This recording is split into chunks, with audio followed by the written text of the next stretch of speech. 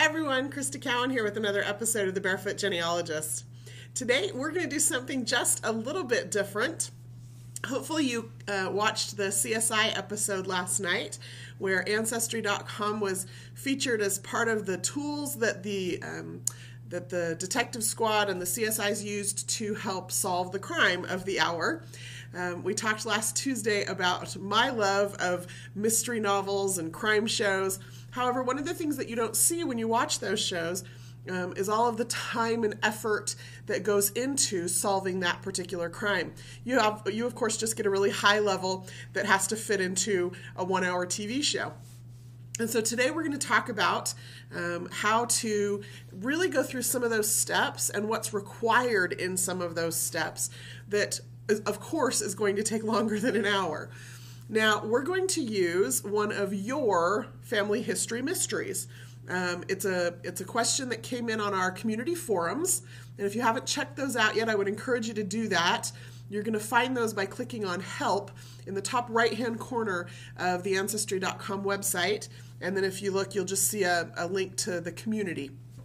It's a place where you can help each other answer questions about products and services and help you get ideas about how to solve some of your family history problems. Now, of course, if you have specific questions about a family history challenge, or you're looking to get information about a specific person or place or time, then I would encourage you to post to the message boards.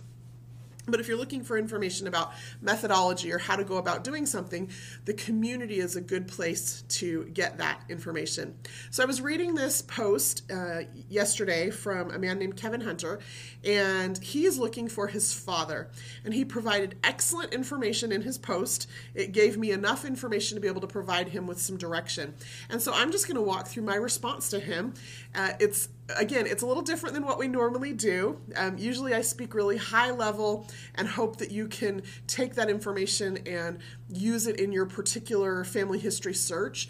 Today we're going to use a very specific example, but I think that there are still a lot of really great principles here that you can apply to your own family history searching. So with that introduction, let's dive in. Here's the information that Kevin provided about his particular genealogy mystery. His father was named Vernon Howard Hunter.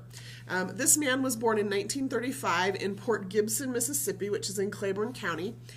He has since passed away, so this is not violating any living person's privacy here.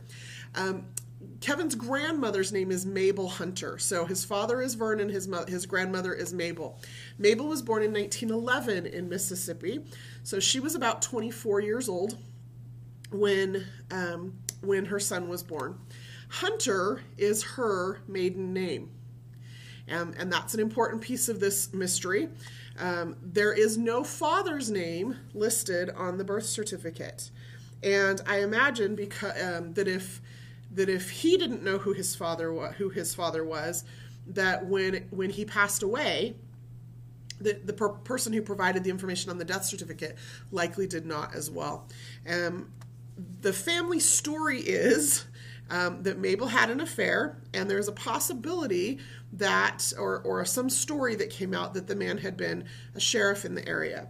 Now, because it was listed specifically as an affair, there are some assumptions that we can make as we move towards solving this. The first one is that it's very likely that he was married. Since Mabel was not at the time, we can assume that the man probably was or could have been. So those are just some of the basic facts that were provided. And you might look at this and think, okay, well, Vernon's dead, Mabel's dead. They were both born so long ago. There's no father's name listed on the birth certificate. It's not possible to solve this. But I wouldn't be so hasty. There are some things you can do. And so you have to kind of put on your detective hat and start thinking like a cop, or like somebody who's trying to solve a mystery. So here are just some of the steps that I provided Kevin to help solve this particular mystery. The first one is canvass the neighborhood. You may have heard that phrase in the crime shows that you've watched. Here's what that looks like, or what that means when you're doing family history. Think about who the friends would have been from school or from work. So figure out what you know about Mabel. She was born in 1911. She's deceased. We're in 2012. So chances of there being somebody still alive that she went to school with are really, really slim, but not impossible. Maybe there was a girl who was 2 or 3 years younger than her in school. She'd be in her late 90s now, but you never know. Maybe there was somebody she worked with. She was 24 years old when she had that baby. So maybe there was some, 16, 17, 18, 19-year-old who worked at the same place she did, who maybe was a confidant, who might have known who she was dating at the time, or what relationship she was involved in.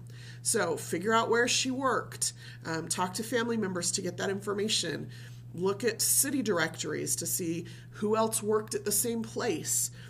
Start tracking down those people, see if any of those people are still available.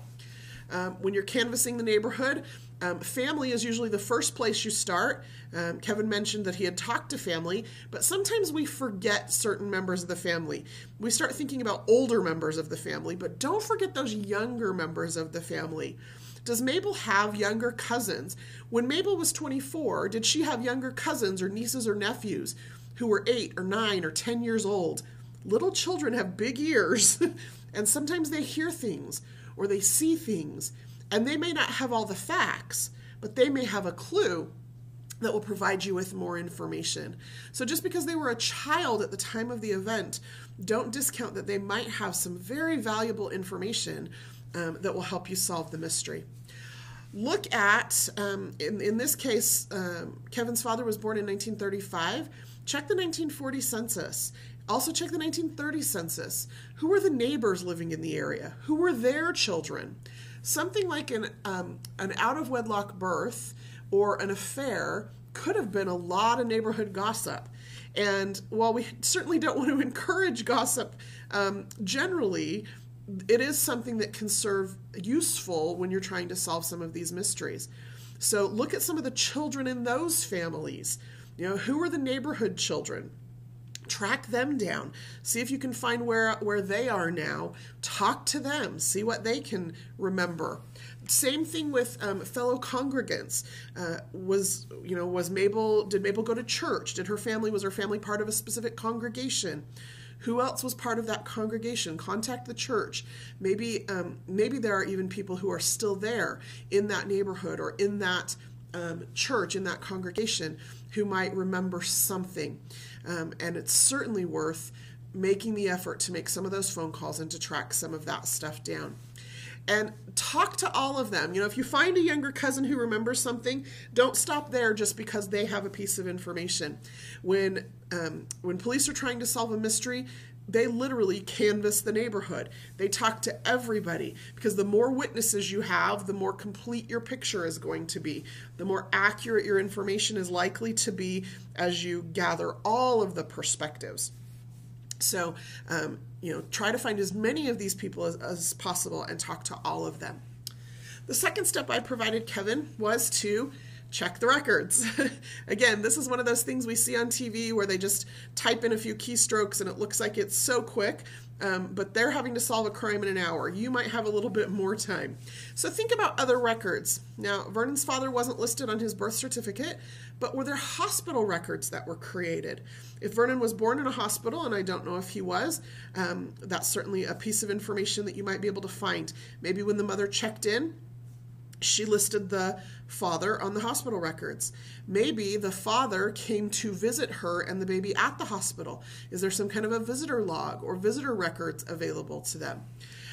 Was there any kind of a newspaper announcement? So in many states, by law, if the woman was unmarried, she could not put the father's name on the birth certificate, and she could not give that baby that father's last name. But if it was common knowledge in the community that this child was his, there may have been some kind of an announcement. If there was some kind of a court case where she filed for child support, that may have made the newspaper. Don't discount family records either. And this is one of those things that, everybody hopes for. It's kind of like the holy grail of genealogy.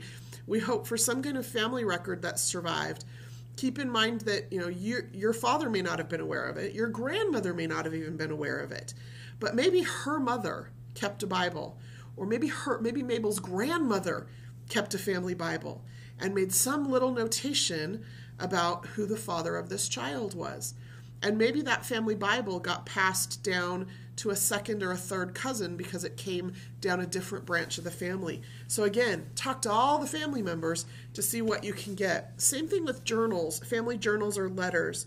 While the parentage of an illegitimate birth might not be recorded in a family Bible, somebody could have written something about it as they wrote letters to other family members, or as they wrote private thoughts in family journals. Then brainstorm other places where you could possibly find clues. Did Mabel have a pen pal? Did she write letters to anybody? Is there any other place where there might be a written record of what occurred? Step number 3, and this is something that you see a lot in these crime dramas, come up with a possible theory and then work to prove or disprove that theory. So you've collected some clues, you've got some information, now see if you can figure out what could have happened, and then see if you can prove or disprove what happened. So the particular story in this family is that this child was the product of an affair, and that the man, the father, was possibly a sheriff in the area. So start to work with some of that. The baby has the mother's maiden name as a surname, and I mentioned in some states it was a law that she could not give the baby the father's surname if they were not married. But maybe she gave the father's given name or surname as one of the child's given names. So in this case, the child's name is Vernon Howard Hunter. Could the father's given name or surname be Vernon or Howard? And then how do you figure out who fits that bill? What other men had these names in that place and time? So let me just show you how I would go about working on this particular part of this problem. And this is something that is probably going to be of interest to many of you. One of the things that we can do, so the baby was born in 1935. So I'm going to go directly to the 1940 census. And when I get to the 1940 census, one of the things that I'm going to be looking for is I'm going to restrict my search to just that specific county, which was Claiborne County, Mississippi, and I'm looking for any men who have a given name or surname of either Vernon or Howard. So here's what I'm going to do. I'm going to come down here, and in the lived-in field, I'm going to type in Claiborne County, Mississippi, and then I'm going to set that to exact. Okay, I might need to widen my search later, but right now I'm going to focus just on this one county. And then I'm going to come up here and I'm going to type in the name Vernon, and I'm going to mark that exact. So what I'm doing is I'm looking for anybody with the last name of Vernon living in Claiborne County in 1940. To narrow my search results just a little bit more, I'm actually going to come down here and I'm just going to look for men. So I only want to see men living in that place with that particular name. And there are none. So there's not a single person who has been indexed with the last name of Vernon in that place. So then I'm going to do switch it and make it a first name and do a search. And I come up with 12 men. 12 men who fit the bill. Now if you look at them, many of these men are too young. Okay, remember Mabel was born in 1911. The story is that it was an affair and that he was a sheriff. And so what I'm looking for is probably somebody who is at least Mabel's age, she was 24 at the time, or older. So as I skim down here, you'll see I've got two men, maybe 3, maybe this guy born in 1913. You'll notice he's living in Indiana, but if you hover over this, he was living in Claiborne County, Mississippi in 1935. Okay, that's why that came up in the search results. So 3 men whose first name are Vernon who were living in Claiborne, Mississippi in either 1940 or 1935. So those are 3 possibilities. I would make a note of that. Record the information about them. Look at their race. Kevin didn't say whether his father was black or white or what he knew about the possible race of Mabel's or of Vernon's father. And so check the race. That will help you narrow down some of your possibilities. Also check their family composition. In this case, this man has let's see if I can zip down here just a little bit. This man has a 20-year-old wife and a 3-year-old and a 2-year-old child. So chances are this guy got married probably in about 1935 or 1936. So he wasn't married probably in 1934 or 35 when Mabel got pregnant. So it might not be him. I wouldn't necessarily rule him out, but he's not going to be high on my list of suspects. I would then just repeat that exact same search with that child's middle name. In this case, the name is Howard. I have 26 men living in Claiborne County who have that last name. And I can look here and I can see, okay, this guy was born in 1870. That makes him 41 years older than Mabel. Not impossible, but probably not probable. As we get down into these men who are 20 and 30 years older than her, it's a possibility. And certainly as we get closer to her age, particularly these men born in just that decade before her, those are the ones I'm going to want to look at really closely. Again, check their race, check their family composition, see if any of that makes sense. And now, all of a sudden, I have a list of possible suspects that could be connected to this family. So that's the theory that I would work on to solve this particular problem. How does that work in your family history mystery, right? What can you theorize that you could then work towards proving or disproving? And here's just a word of caution. Don't get so hung up on your theory that you work harder to prove it than you do to disprove it, that you're forcing the evidence to fit the theory. You have to be really open-minded, and you have to be really willing to work just as hard to prove something as you do to disprove it. As a matter of fact, sometimes I even work a little harder to disprove it because it helps keep me a little bit more objective. And if you disprove your theory, then start this step over again. Okay, what's another possible theory? And just work your way through that. Now, step number 4, we're going to round up the suspects and interview them. Again, this is one of those things you always see on the crime dramas. After they've worked on their theories and they've got some evidence, they start rounding up suspects and they grill them, trying to find any piece of information that would lead them to believe that this person is guilty. So here's some of the advice that I gave to Kevin. Contact the courthouse in Claiborne County and the sheriff's office and find out who was employed by them between 1930 and 1935. Now, again, remember, this is just a family story that he was employed by the sheriff's office, but it's a starting place, right?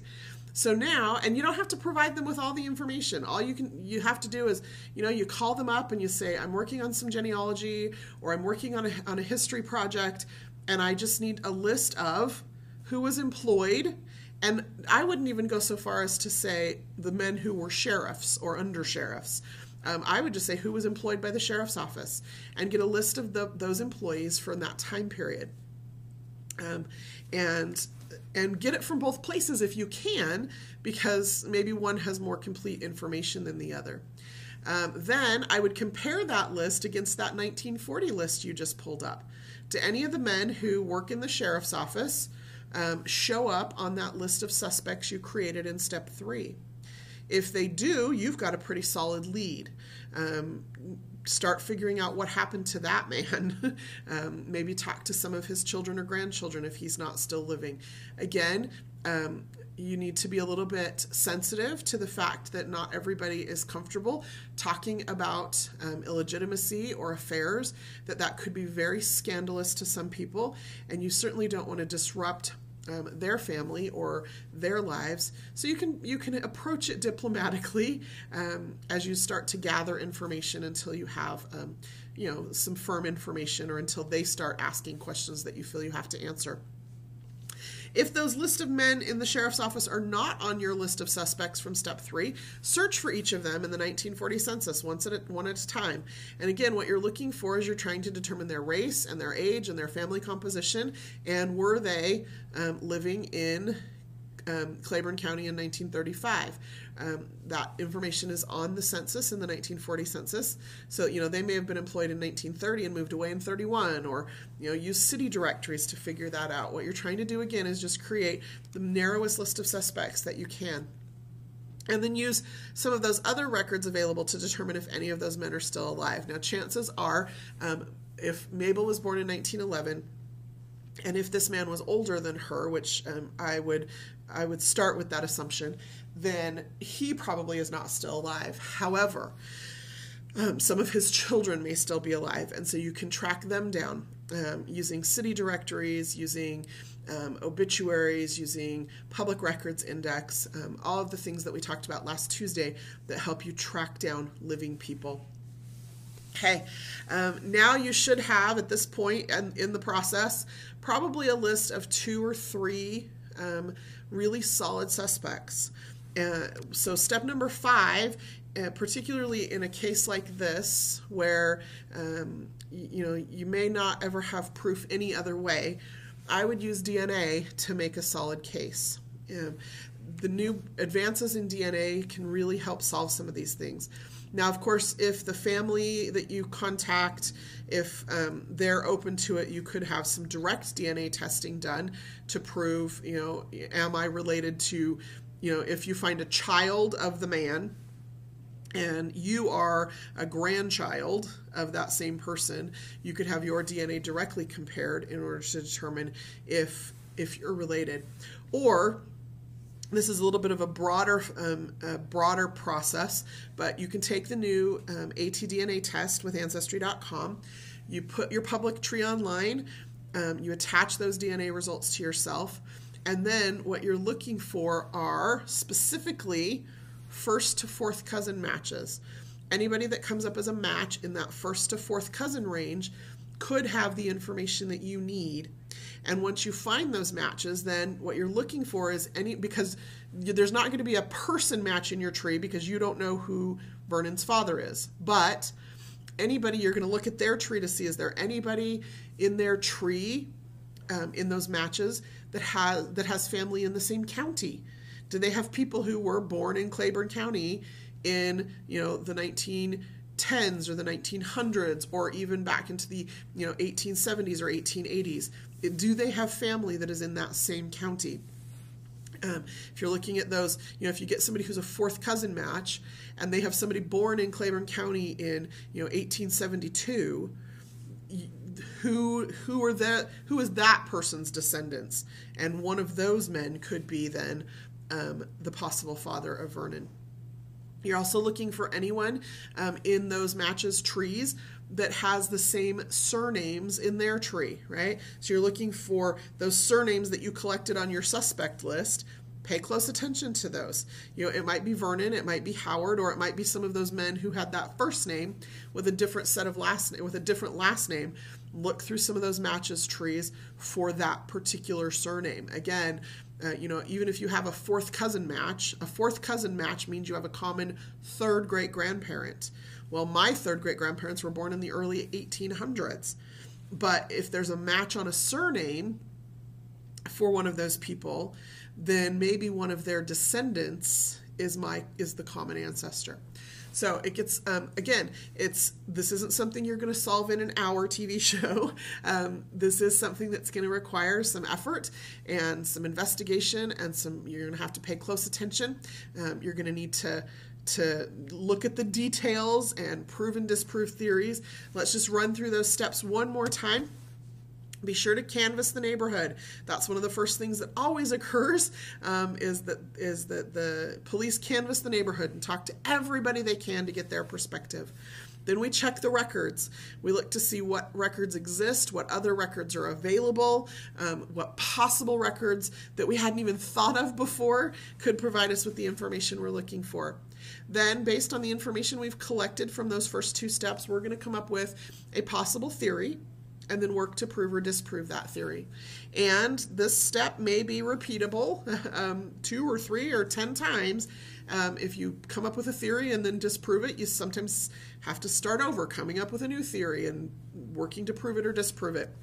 Then, step 4, You're going to round up the suspects and interview them. In this case, we're going to search specifically the 1940 census to get a list of suspects and then look for some of their descendants to see if we can sensitively ask some questions about their father's occupation, about was he living in that place in that time, do they have any other brothers or sisters? Just try to get as much information as you can. Are they the right race? Are they the right age?